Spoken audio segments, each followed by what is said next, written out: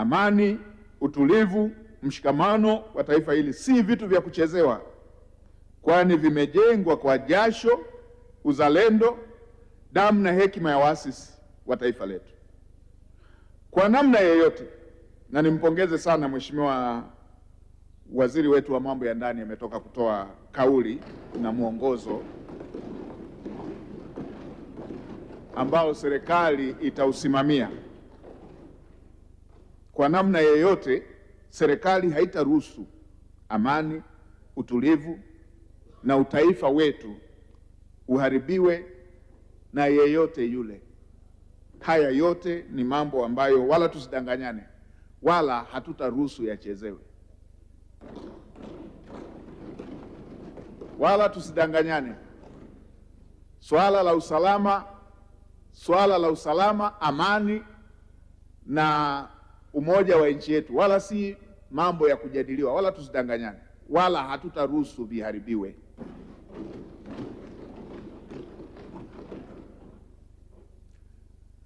Na wale wanaoelekeza kwa magrupu ya WhatsApp waje wenyewe, wasitumie watoto wa Kitanzania kama chambo.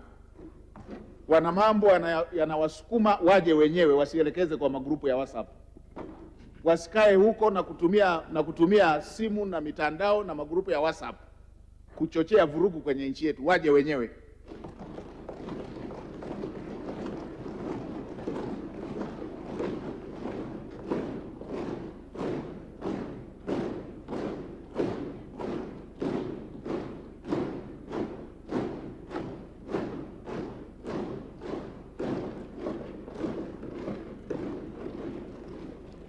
Wasiwatume watoto wa Kitanzania, wasifanyie biashara maisha ya watoto wa Kitanzania, kuwatuma kwa magrupu ya WhatsApp kwamba tukutane pale, wao wakiwa kwenye mataifa mengine kule, wakiwa wanahifadhiwa kwenye mataifa mengine, wanatunzwa, wanalishwa, alafu watumie magrupu ya WhatsApp kuwatuma watoto wa Kitanzania. Waje wenyewe.